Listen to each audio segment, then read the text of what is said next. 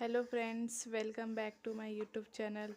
तो आज मैं आपको क्लास 12th यूपी बोर्ड में आने वाले यूपी बोर्ड एग्ज़ाम 2026 में आने वाला पंचलाइट कहानी का सारांश बताऊंगी आपको।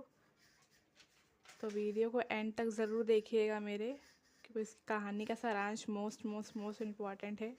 5 नंबर का ये आता है। ओके, पंचलाइट कहानी का सारांश, फिर नेक्स्ट वीडियो में आपको लाठी कहानी का सारांश मिलेगा। मेरे चैनल के हर वीडियो पाने के लिए आप लोग सब्सक्राइब कर दीजिए। तो चलिए देखते हैं पंचलाइट कहानी का सारांश। पंचलाइट का अर्थ है पेट्रोमैक्स अथवा गैस की लालटेन।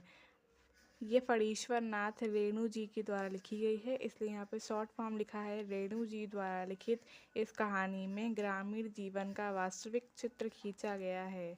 महतो टोली में गांव के कुछ अशिक्षित लोग हैं।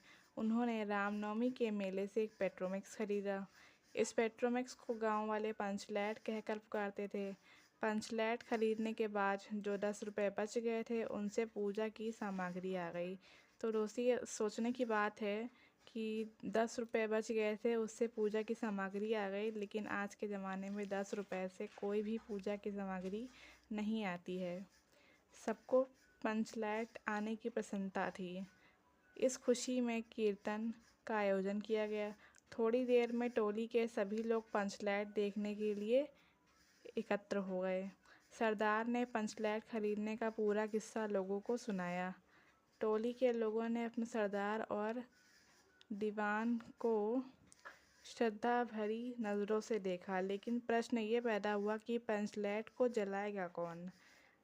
खरीदने से पहले किसी के मस्तिष्क में यह बात नहीं आई थी। ये निर्णय हुआ कि दूसरी पंचायत के आदमी की मदद से पंचलैट नहीं जलाया जाएगा, चाहे वे बिना जला ही पड़ा रहे।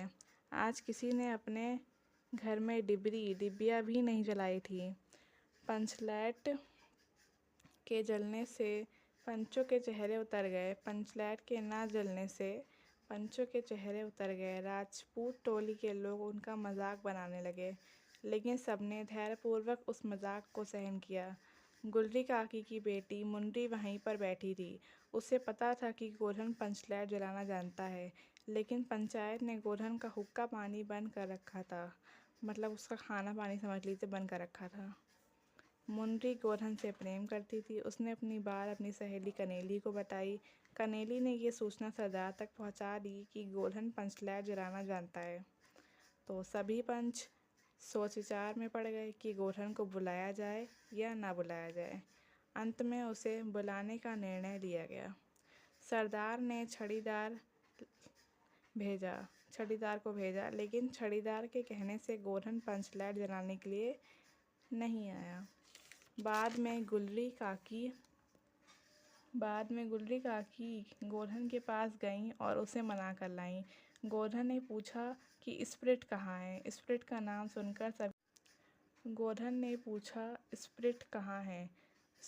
नाम सुनकर सभी लोग उदास हो गए, लेकिन गोधन ने अपनी होशियारी से गरी के तेल की सहायता से ही पंचलैट जला दिया।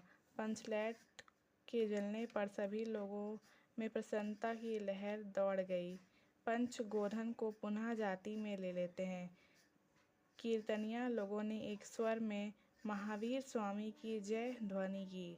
कीर्तन शुरू हो गया। गोधन ने सबका दिल जीत लिया। मुन्नी ने भी प्रेम दृष्टि से गोधन की ओर देखा। सरदार ने गोधन से कहा, तुम्हारा 7 खून माफ, खूब गाँव सलीमा का गाना। अंत में गुलरी काकी ने गोधन को रात के खाने पर बुलाया। इस कहानी का शीर्षक ये है कि पहले तो ये लोग महतो टोले के लोग गोधन से नाराज़ रहते हैं, उसका हुक्का पानी बंद कर देते हैं। फिर कुछ दिनों बाद जब पेट्रोमैक्स जलाने की बात आती है, तो वो गोधन की हेल्प लेते हैं। गोधन की सहायता से ही पेट्रोमैक्स चलता है, जिसे पंचलैट भी कहते हैं पेट्रोमैक्स को। तो जब वो पंचलैट जला देता है गोधन, तो सभी लोग उसको अच्छा समझने लगते हैं। उसने सबका दिल जीत लिया, ऐसा कह सकते हैं आप लोग। ये रहा आपका पंचलैट कहानी का सारांश। अब नेक्स्ट वीडियो में मैं आपको बताऊंगी कहानी लाठी कहानी का सारांश। ओके, मेरा न्यू वीडियो देखने के लिए चैनल सब्सक्राइब कर दीजिए। Thank you.